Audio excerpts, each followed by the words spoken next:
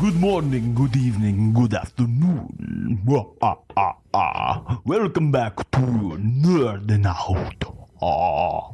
I'm Evan. What's up? Hi, I'm David. I just came back from the dead. I'm Nathanael. You sound like anything more clever to say. You sound like a very peppy zombie. Zombie. Oh, I should have just said brains. Yeah. Instead of David. You just react. I'm Evan. Brains. No, don't even do that. Just go, Yeah. I'll just say you sound like a David. You sound like a very literary zombie. Brian. Brains. I'm a smart zombie. I think it's smart people. I'll just be Dracula in the corner. Blah, blah, blah. Or just be Sylvester Stallone, a.k.a. the real living zombie.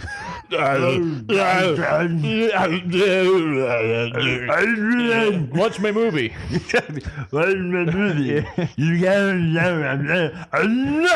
say the only reason. Are there vowels in there? It's like I think that was only vowels. He's turning into Arnold. Put the cookie down. Come on, do it. Kill me. Come on. Could you imagine what Sylvester Stallone and Arnold Schwarzenegger's like forbidden love child would sound like? And then if that child had a child with Rupert Gottfried, what that would sound like? It'd be a German man. It'd be I don't know. It's just like he only screams. dude, you remember him from Cyberspace? How he was the bird from Cyberspace? And how Christopher Lloyd was the bad guy? And how PBS actually had good people doing the voice acting for their stuff? I have like. I wish I could sheen my feathers, but they keep molting. That is really good. I like that. That's also my Bernie Sanders impersonation. Right?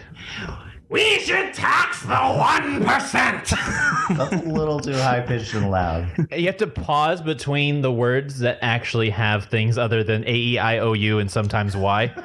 We must tax the federal marijuana.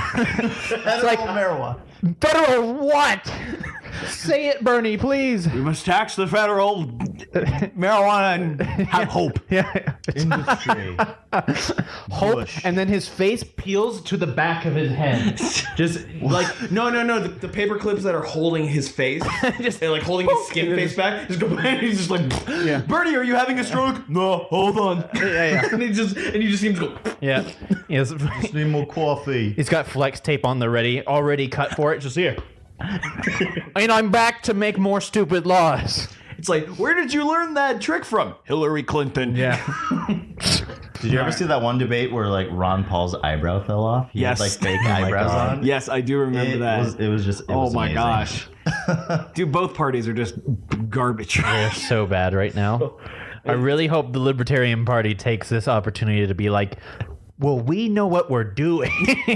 No, just someone needs to come up and go like, okay, we recognize everyone's crazy, Ron right? Swanson for president. No, Please. we would have Please. like absolutely no government. Things would be Please. a mess. That's the whole Like, point. Zero government. That was the point. Yeah. It's just too much. It's getting to the point where they're just repealing old laws that were approved and then repealed again and then recirculated. That's just what they do. They set up new laws, repeal the old ones, and then as soon as someone else from the other party gets in, they repeal those and put the old ones back in. But it's like there's like residue from each law, and it's just like so confusing. Oh no, that's the problem. That's the problem. Each policy wrecks the country one way or the other, and then the other one has to try to fix it by putting in another policy that was used 2 decades ago that didn't work. And I hate state legislators because something as simple as, okay, so Coronado Island, how they're like, we don't want Airbnbs here because it's ruining property value.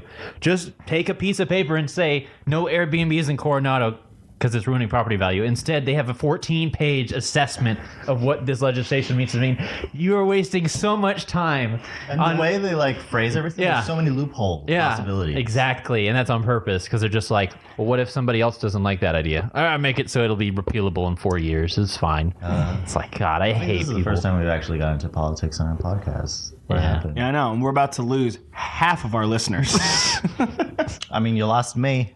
I mean, that being said, that's how not every good grenades, county guns. food was You need to made. pull the Somebody was trigger. just like, I like ice cream. With that being said, speaking of cancer, No, it's okay because it's Halloween, so killing and stuff. So Yeah. What? Yeah. speaking of cancer, Venom sucked in the box office and got like a 28%. Actually, it did. The critic wise, it did poorly. Box office wise, it broke records. I'm sure it did, but I saw it. It was good. really, It was legitimately good. It was not an amazing movie, but it was good. It's not the amazing I Spider-Man. I kind of do love that. It was just like it wasn't amazing, but it was decent. It was a movie. No, here's the thing. I feel like that's fair because I feel like a lot of people went in with their expectations like way down here. Yeah. And then if it meets anything above that, even by a slight margin, it's going to be way better. I don't think I've talked to like anyone who said it was bad. Everyone's just like, yeah, it was a good movie. The thing is, though, I've heard that Tom Hardy Eddie Brock and Venom's relationship is like really good in the movie, and it's fun. I don't wanna I heard that like Act 1 slow. Act 2 is like the best part of the movie, and then Act 3 is just a jumbled mess. Would you say that's a fair synopsis? I wouldn't say the last one's like a jumbled mess. It's like a little too much CGI. Okay. Maybe that in that sense, it's a little bit of a jumbled mess, but It's just a big CGI fight at the end. it was like surprisingly funny. I'm like, I didn't know this movie was. I thought it was gonna be like too edgy, but it wasn't. Mm-hmm. Yeah, I would actually say for like $8 or something is definitely worth a watch. I think a lot of what probably people don't like is just Tom Hardy being Tom Hardy. The biggest thing, the biggest problem for me with the movie was Tom Hardy's accent. I couldn't place it. It was just, It's just he Tom sounded Hardy. like a toddler. I don't know what was wrong with his voice. When he was drunk, and Was when he was he supposed to be like from Brooklyn or something? Where does the movie take place? It looks like it takes place New in York. San Francisco. No, it's San Francisco. Why does it take place in San Francisco? That is a very good question. I don't remember if it moves to New York. I don't think it does. It's just very confusing. His accent is just, That makes no sense though. yeah. It didn't have like the most amazing story, but like, Why? I don't know. it was good. I feel like A lot of kids there, and it was just like, I mean, Venom itself as the character looks good. oh, to be honest, yeah. himself was definitely a character. He was like funny and just like, Yeah. it was like, anyway. Anyway. Yeah, it was not bad. It was above not bad. It was above not bad. Yeah. So Not bad. adequate. So that's bad. So it was okay. I would say it's more than okay. Really? It was like good. It was a solid movie. It was not like, it's not premium. no. Not But premium. Definitely not not premium. premium. So if you were to compare it to, let's say, Homecoming. Homecoming is like significantly better. Okay. Homecoming, I think, is an amazing movie. Okay. I think Venom, in the sense that the last Venom we got was Topher Grace. trash, and we needed something that actually represented the character better. Grace, more like trash in your face. Yeah. Good one. No, it was really bad. Make sure to add a rim shot at the end of that one, please. Anyway, Oh man, I think I think I know what you're saying, David. When the bar's already set so low, You can only go up. You can only go up, right? And Which that's where I kind of thought with this movie, where like everyone's kind of thinking, "Oh wow, this is actually a lot better than I thought." That's the thing, better than you thought. Everyone thought it was going to suck, or thought it was going to be really bad or really forced. I thought When it was better than that, I think people were pleasantly we're surprised. like, all right. Yeah, I think the same thing happened with Wonder Woman. There were just so many bad DC movies. People are like, "Oh, this is like the best superhero movie." It's like, no, it's a good movie, nothing more. yeah. Yeah. But I have a TV series for you guys this week on our segment to binge or not to binge. No? Yeah. Oh, To binge or not to binge, to binge or not to binge, that's the question. That's the question. Oh. so I thought I'd pick a show that is kind of Halloween-y. Or Halloweeny? Halloween-ish. That's maybe like something Frank better. and Weenie? No, actually, I was about to make a weenie joke. So this is an older show, only 3 seasons. I've watched the first 2. Came out in 2013. Hannibal. You've been singing praises about this. Oh, that's right. Yeah, you were talking Yes. about that. I think it's my favorite show now. Wow. So obviously that is of all time. yes. Wow. It has probably one of my top 3 like favorite characters in any medium. Kirby? Dude, Kirby sucks. Oldest joke in the book, but Oh. so basically Hannibal is a cannibal, which that's so clever, Hannibal cannibal. But Hannibal Lecter is a psychiatrist. Clarice. Yeah, so this is kind of just like it's a reimagining of Silence of the Lambs and just kind of expands on it. But it's the characters from Red Dragon, the original book. I believe it was on NBC, so a lot of the stuff that they get away with this show is like, I don't know how they got away with this on like network TV. There's just some of the just like grotesque, sick, perverted like gore, or just like perverted. You say? yes, like no, for sure, definitely. Like I love how you stopped. And was like, that's the word you focused on. I mean, grotesque is like more of a no, but like there's just very it's twisted. like I almost very twisted, but it's like oddly like beautiful in a way, and it's just like the way they dive into the psyche of these two main characters, Will Graham and Hannibal Lecter. The way they complement each other and the way they just combat each other. It's more of an intellect game, and they're both basically insane compared to other people. But so Will Graham is working for the FBI, and he is kind of their consultant, and he goes around putting himself in the minds of these killers, of these psychopaths. And he like figures out how they're thinking, and then Hannibal starts working with the FBI, and they don't know he's the actual killer, who they call the, well, I won't say that, but kind of pulls a Dexter almost. kind of, yeah. It's Yeah. like I think it's very Dexter-esque, but it's like, I think it's more intelligent. It's very intelligent. There's a lot of really memorable quotes that just sound like almost like, I don't know, like out of like a novel. A book. Yeah. Or they sound like famous people said them. They're just so well written. And it's just there's just every single episode tops the other one in terms of like the crime scene. And I'll only mention two of them just because I don't want to spoil it for people who actually will like, you have to have like a pretty like tough stomach to watch this. Like I think the reason the show was canceled. Well, that's me out. I think the reason the show was canceled after 3 seasons is because most people probably couldn't handle the show. Like there was this one scene where there was this guy. He was basically. They opened up his chest, took out all his organs, and it was replaced with flowers of different types that symbolized like different types of poisonous flowers. And then it was like the roots of the tree were like grown into his legs, and he was like there were like these branches and flowers on top. It was just so disgusting and like weird. Like graphic. Yeah, really graphic. And then there was another one where they found this dead horse with a dead person sewed inside of its belly, with a live bird inside of that person's chest cavity. And it's just like, I've never seen any show that does anything like this. And it's like, Why though? huh? Why? That's exactly the thing. I don't know. I'm just really drawn to it. Not like in I really want that, but it's just like, maybe this show's just for crazy people. I certainly hope. Yeah. It was then he realized. Plot twist. Yeah. But yeah, Dang. it's Plot twist. I am Hannibal. It's God. it's very difficult to recommend the show because it's so messed up. But if you can handle that stuff, definitely watch it. Where it's would a one rush. find a medium to watch this? I believe you can watch it on Amazon Prime Video, or you can just buy it somewhere. It doesn't really have many places you can watch it unless you have some sort of streaming subscription. But binge, if you're crazy, yes. If you're a normal person, do yourself a favor and stop being normal. Get crazy. Dang. Get crazy. That's a quote. So two binges up. 2 binges. 2 binges. You're gonna need to do. Careful on how you pronounce that. I was gonna say. What's up, binges? You, No. My binges. I was gonna say you may need to do some binge drinking after the show. I don't know. Depends on what type of person you are. Oh man. I see. I am not one. I'm the one for like the weird supernatural-y stuff, but that's the one.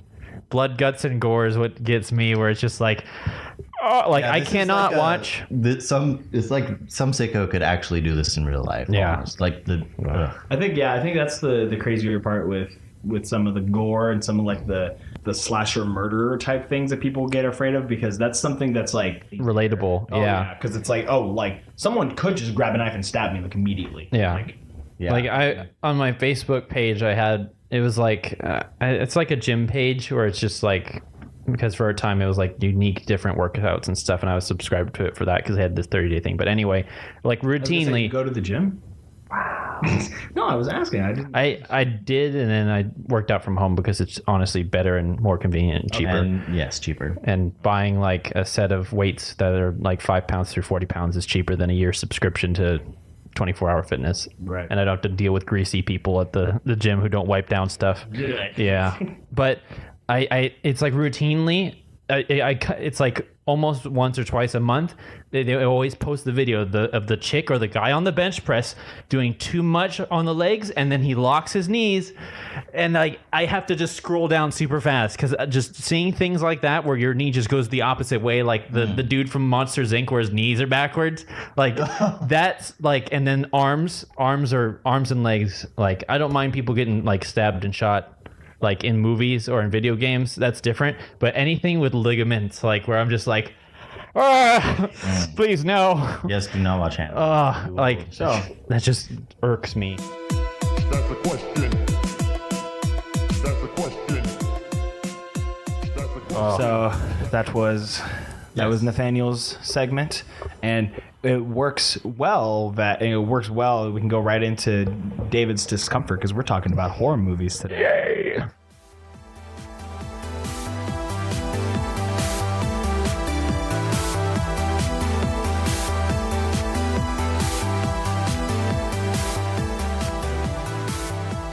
So, horror movies, in a nutshell, they started pretty much like when movies became a thing back in the 50s, you know, with moving picture. Yeah.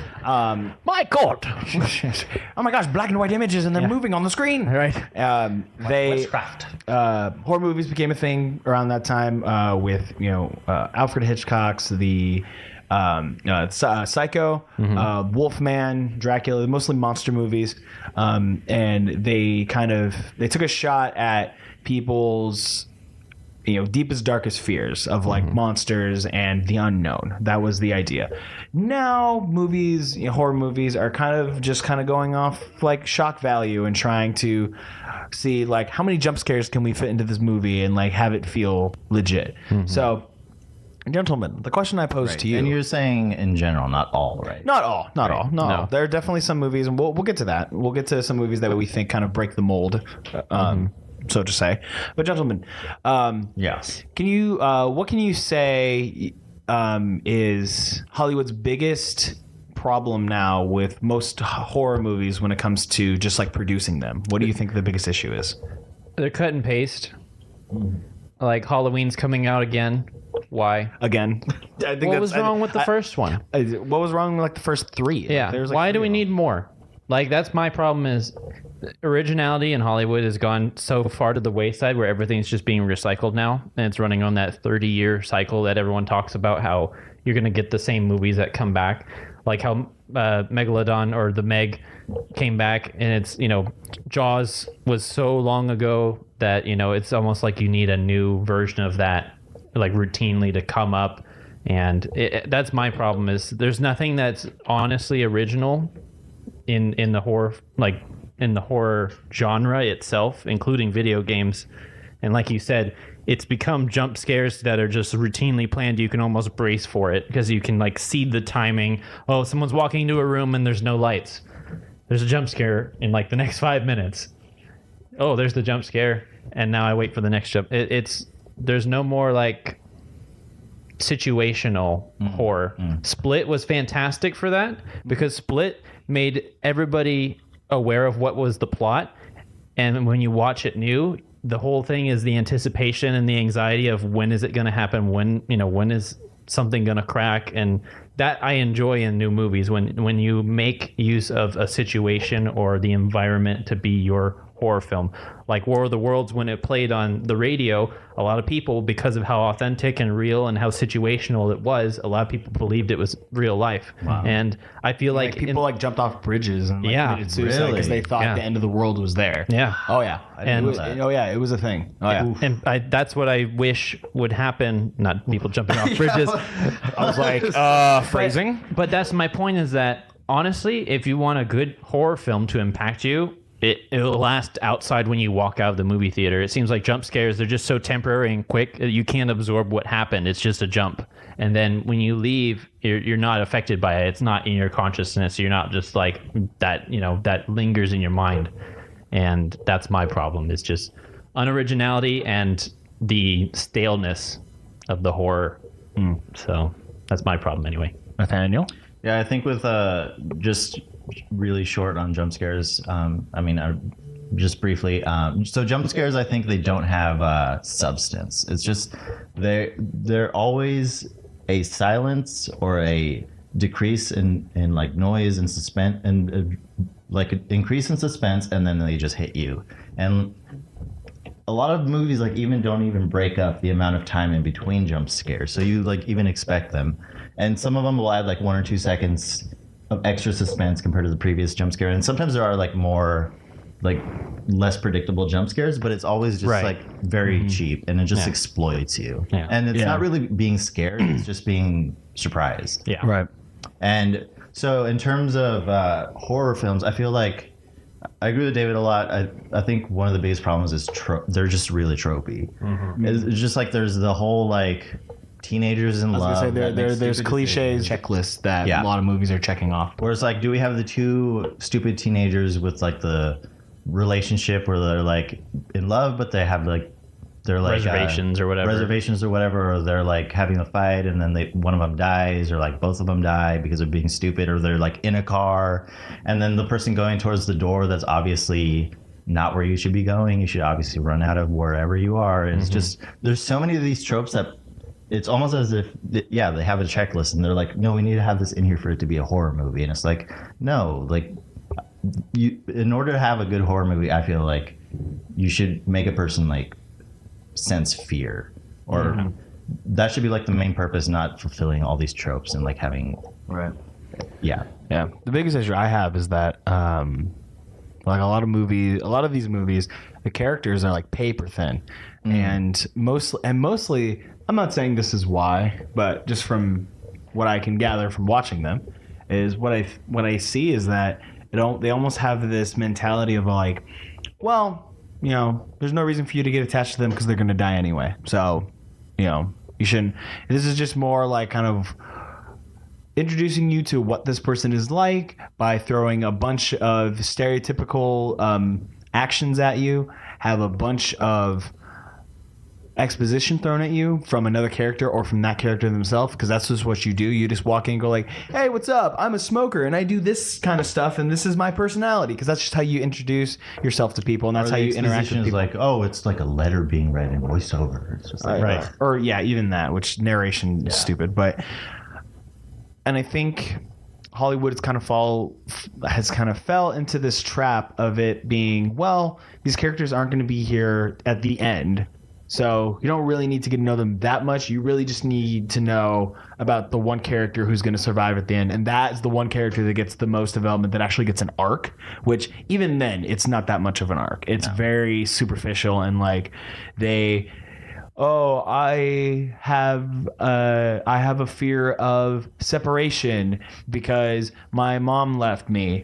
My mom left me and my dad when I was younger, and now I've conquered that because I did this. And it's like, okay, good for you, but like, what did that have anything to do with the story? Right.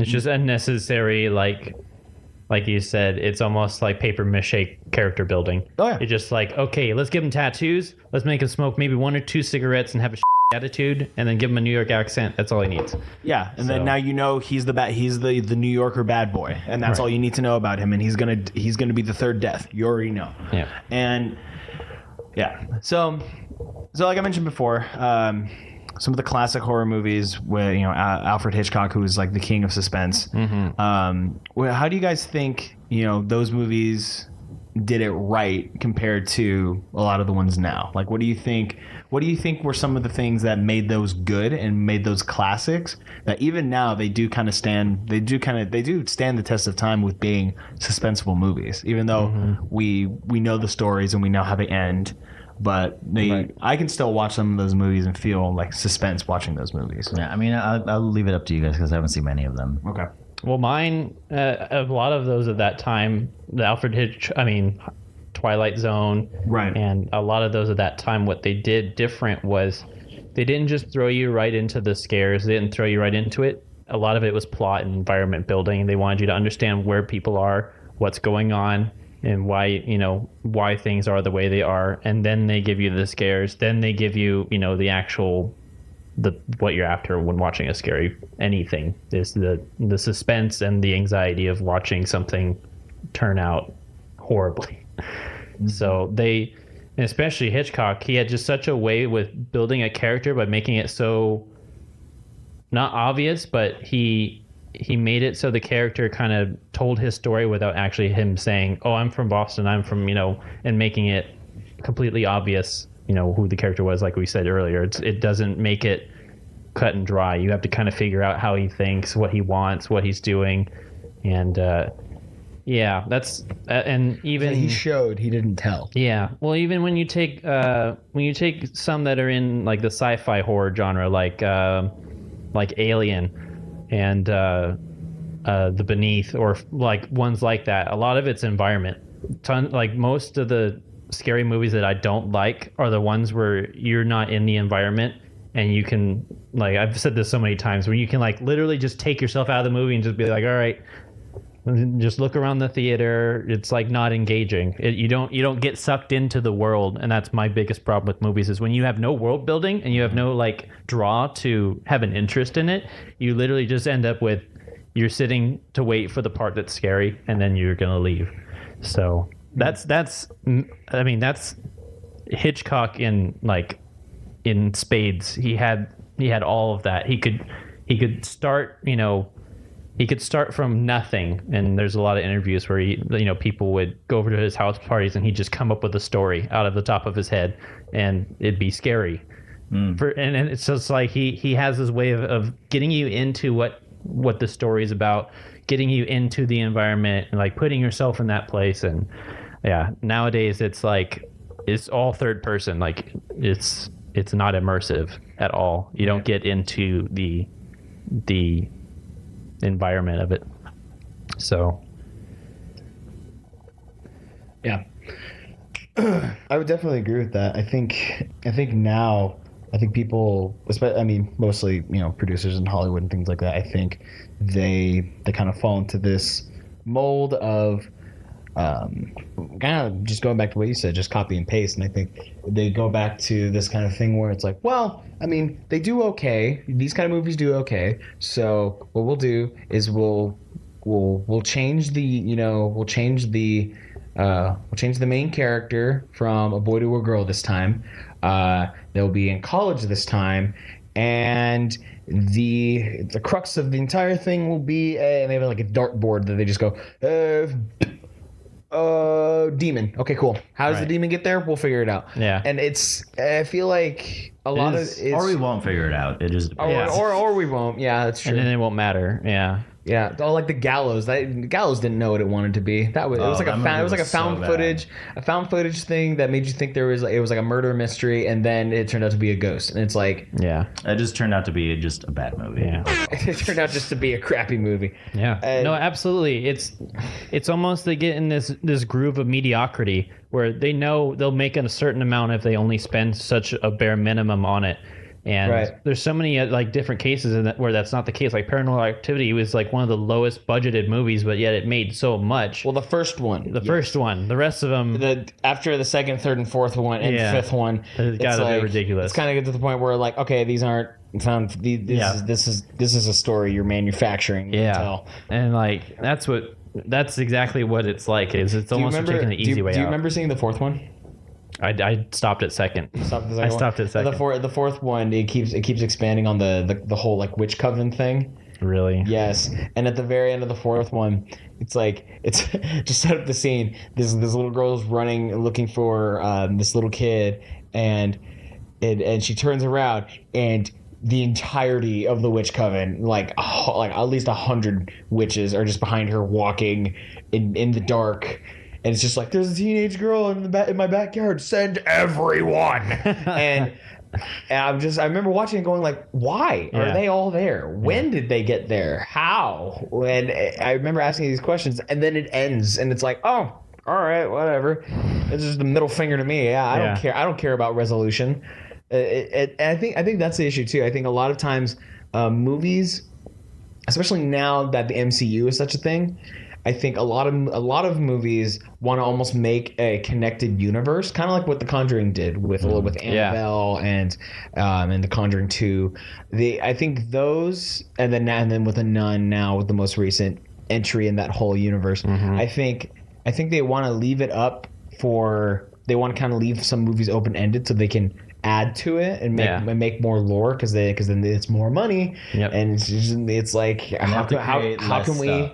They already have all these things they could just draw from. No, exactly. It's basically just coming up with a whole board of story ideas and then just grabbing a few, making a movie out of that, and go like, okay, we'll leave it open ended so then we can do. They just put all the ideas in a hat and just like mix them up and pull out 3, and it's a high school story about a girl who finds a magic box. Make it, and then you get 7 wishes, and that's just how those movies are made. I feel like it's just like a hat grab where they just make it up as they go along. Yeah, I really agree with David. I think it's motivated by money. They're just like, we make enough of a profit from this where we put so little effort into it, and we make enough of a profit to where why even try? Why even pull off, like, why put in risk into actually making a scary movie? Something that could be really good. Could be really good. If we put like too much effort into it, it might not make the money back. Let's just be safe and just make our money back. Rather than let's make a really good scary movie. Yeah. And that's kind of the worst part is even now we've ended up in kind of a lull where movies today, the idea of a high budget horror film doesn't exist anymore. Because if anything can be produced at underneath $3 million, which is the rough budget of any kind of horror film. I mean, honestly, you could even go lower than that. You could. That's not even rough minimum. That's like you could go below $1 million and make a low budget horror movie. I'd say the highest budget like horror film was like medium budget. We won't go above that. And that's what's crazy is that even besides horror film, it's like it's a sweeping thing across all of the cinema audiences are getting used to these like found footage, low budget, continuous B-roll, pan shot, weird, just I'm tired of getting nausea from watching this dude film vertically. Yeah, I know. It's like, look at that. And when high budget horror died was when Cloverfield was a bust. And that's when found footage like that started to be like kicked off because that drawed a lot of inspiration from Salem. Blair Witch Project started it. Yeah, and the Salem Witch Project, which a lot of people actually had to walk out from that theater because the shaky cam thing was actually making people nauseous. I believe that. Same thing with Cloverfield. They had to leave. The re-edit that was released, it was a few years ago on Blu-ray with less shaky cam. They used a stabilizer to try and make it a little more solid. And was it noticeable? It was very noticeable because we have the original one in my house on VHS. That really dates me. But we have the original one that my dad recorded off of cable. Oh, wow. I had cable on VHS. And then my brother got the Blu-ray. I forget why. I remember... Oh, because we thought we lost it. We put a whole bunch of VHSs in a box, and we thought we lost it. And then my brother Ryan was like, "Oh, well, which movies?" And this was like just when we got the Blu-ray player, and so he just bought a whole bunch of the movies that we lost. But yeah, there was a noticeable change. They purposefully like made sure they stabilized it so it wasn't as like I'm on a roller coaster because somebody has cerebral palsy with this camera. It's like, come on. Filming with a peg leg. Yeah. I'm like, I hate, and like Cloverfield to me, that was literally the worst depiction a found footage horror film could have. It was the whole plot of it was you didn't know what it looked like, and that almost made it even worse is because they did the whole the 2003 Godzilla thing where they never actually showed the monster in the film, but they did like the big billboards where it's like Godzilla's this tall, or they'll be like on a bus and they'll say, oh, Godzilla's tail is this long or whatever, and like they did that but with a horror film, and then the payoff was terrible. This ugly looking like Fish thing. amoeba looking fish kind of something, and it's just like I don't find this scary. It's like at least with Alien, it was just like okay, like the Xenomorphs look terrifying. they look terrifying. This thing was just like this looks like a Pokemon. A really big, fat, ugly Pokemon. Yeah, I'm just like, this looks terrible. This looks like one of the cut Godzilla like rivals. It looks terrible. It was like a Godzilla rival reject. Yeah. Like it didn't make the cut. It didn't quite make the cut. And that's what ruins high budget horror, is that when they put so much money in the pot and then they think it's going to do well if they just market the movie enough, and then when it tanks, it doesn't matter because they've got all these people that bought the ticket. But then there's that resale value where, we want people, and you want to be able to love a scary movie enough to where you're going to tell your friends like, yo, let's go watch this movie. You're going to like, it's so scary. Like I enjoy movies like that. The Conjuring did that. I've watched it like 4 times in the theater with friends, and I'm just like, dude, this is not the awesome like scary movies that we need. Yeah. And I was gonna say, so speaking of that, like what are some movies now that you think kind of break that mold and kind of change it up to where now it's like, oh well, see that's we need more movies like that. So you mentioned The Conjuring. The Conjuring, Split. There's a few outliers that I remember watching. I told you guys about High Tension. That one was I've watched it once. I won't watch it again. It's that I can't watch it again. There was one movie that I can't. Touristo, which is another one, which is a really scary that's like you're on an island and you don't know and people are dying, and it's like one of those things where it's a tribal kind of thing. People are getting like limbs chopped off and it's super realistic. People are falling off cliffs and breaking their heads open. Ooh. Like they get stuck on this island because they're vacationing, and then all their stuff gets stolen, and it's kind of like the group starts falling apart kind of thing. That's a really good movie. This is High Tension, or is this? No, Touristo. High Tension, I told you guys, it was the French, it's a French film. Oh, that's right. Yeah. That's right. Where, yeah. If you have not seen High Tension, find a non-virus filled link and watch it. It's horrifying. Yeah, it's such a dude. There's a movie that came out with Jennifer Lawrence called Mother. Do you guys remember that one? I heard there was mixed reactions to that. Well, do you know why? Did you see it? Yeah. Oh, how was it? It's weird, dude.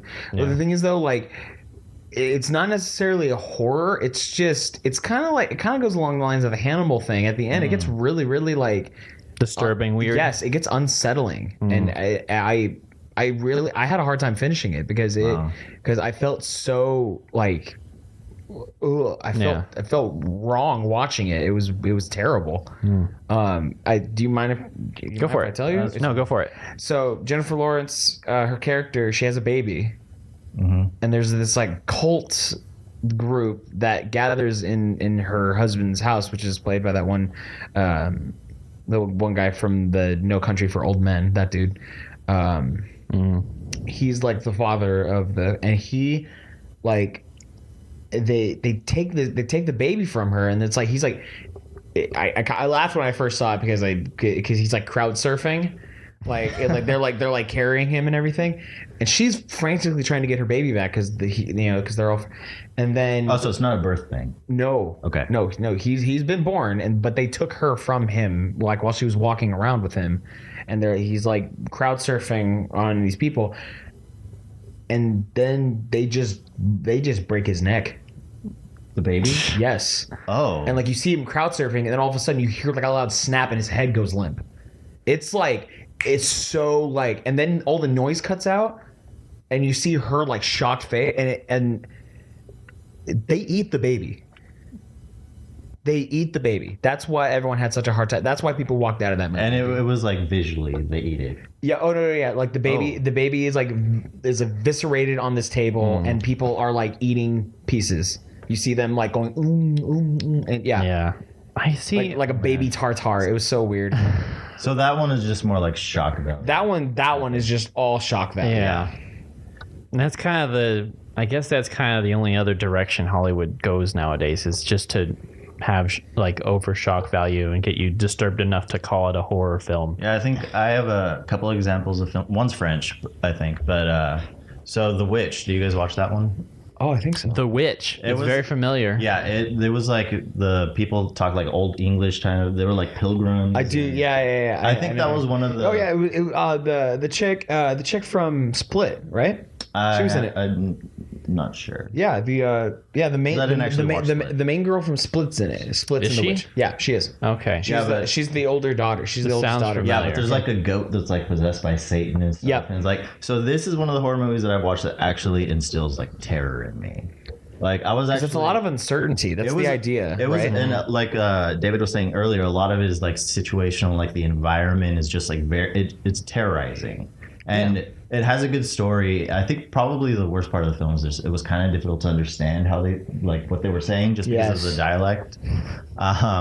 But You haven't it's one of watched those enough few Monty examples Python. where It was the old Queen's English. yeah, but it was like one of those examples where it was just like it was made really well. It had a good story, and it just weren't really jump scares. It was just It was just situational, just like. Oh yeah, I watched it. No, yeah, it's very much suspenseful. It's suspense, but the thing is, it's a suspense that builds throughout the entire movie because you don't know what's happening.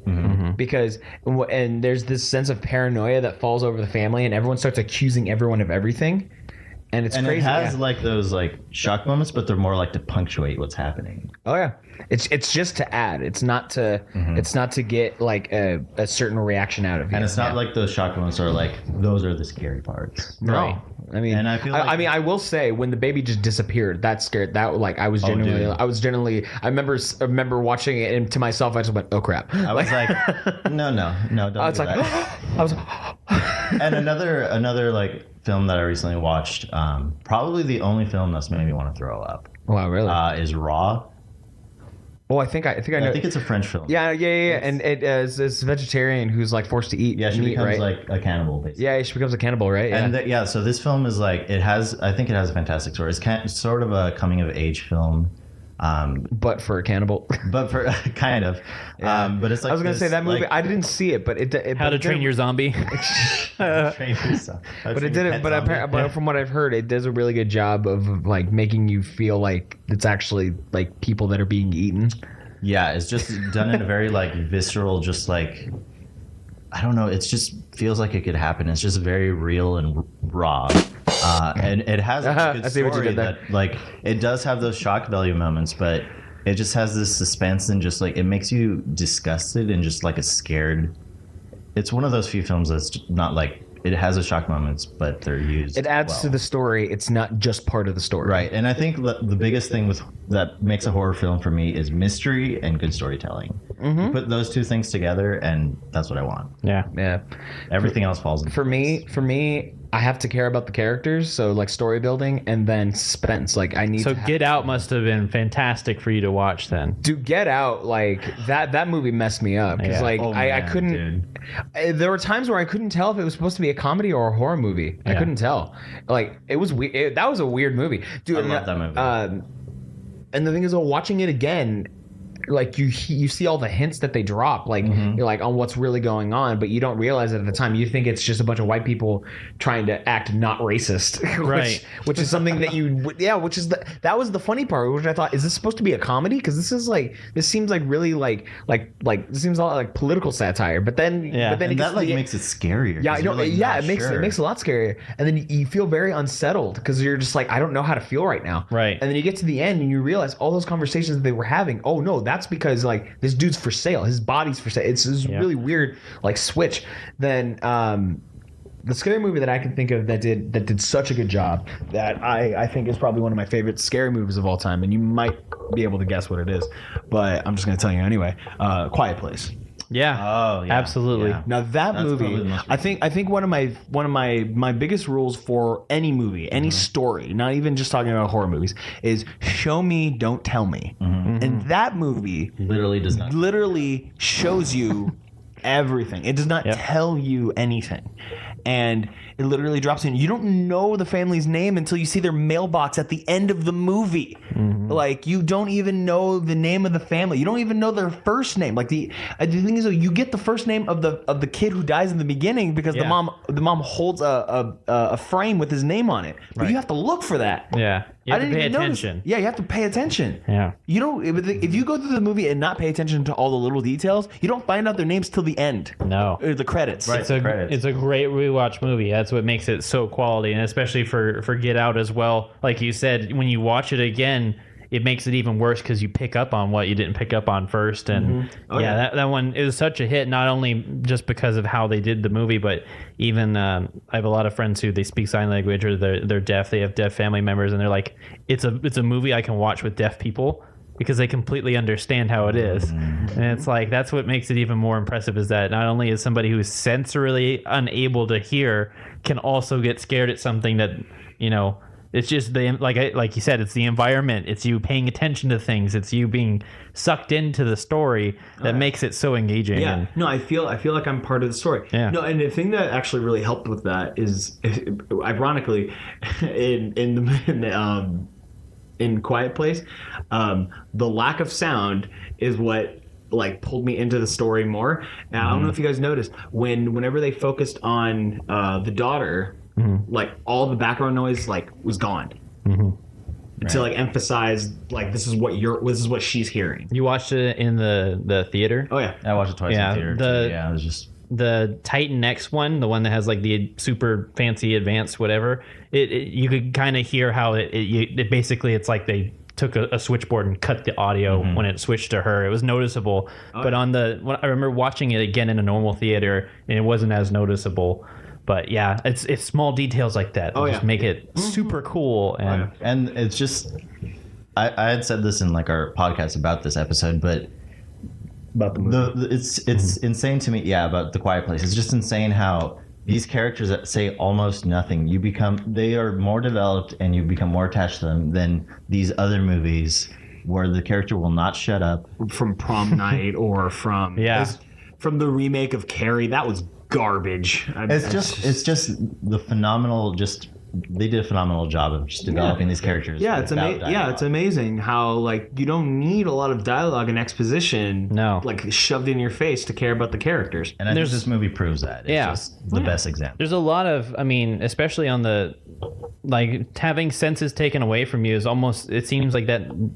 Movies like that, like The Fog and the Mist, where you can't see things. Dude, the mist jacked me up. That was that was a great example of how you don't need a huge budget, and you can tell by the CGI, but you don't need a huge budget to make a good horror film, like situational and like things the monsters looked okay. Yeah, that's true. I can't say. It made me scared of it. It made me scared of it. Yeah, that's true. And that's the other thing too. You have to consider when that was made. But like, and then The Fog, which is also, that's an oldie. That's another good one where when you have things taken away from you. 60s, wasn't it?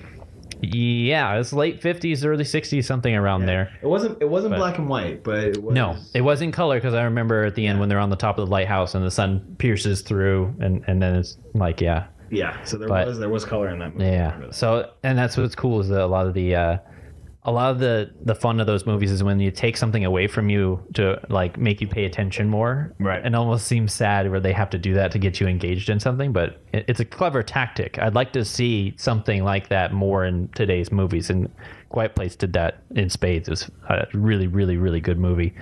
But yeah, I wish we had movies like The Thing or the Blob. Do you remember the Blob? Yeah, The Thing and the Blob. Those were good. Those are good because then it was just like you worry for these people more than you care about their character development because you've seen them and then you see these things like readily eliminating them one at a time, and it gives you that that angst. But yeah.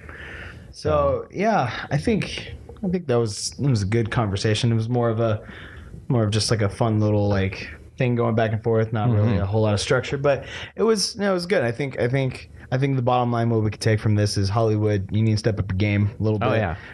But don't make like the exceptions the good ones. Make the exceptions the bad ones. Yeah. Make the exceptions the like The benchmarks. the benchmark, the standard. Make that the standard. Don't make the poopy ones like the standard. Yeah. Take cues from it.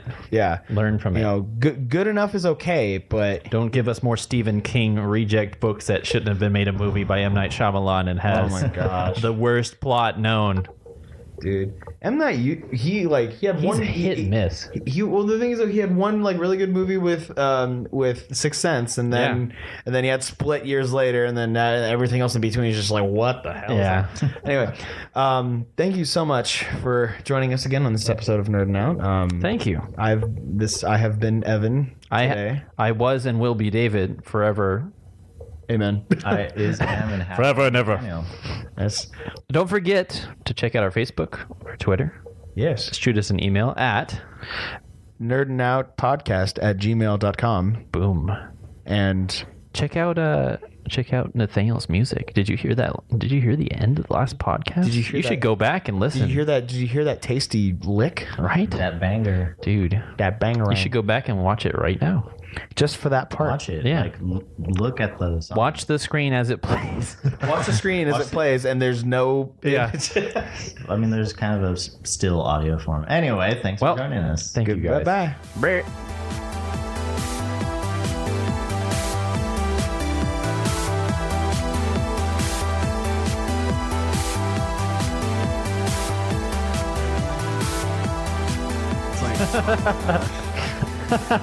Dude, I identify with Ron so much. Oh. It's like, if I feel like people are getting chummy with me, I like to call them by their wrong name to let them know I really don't care.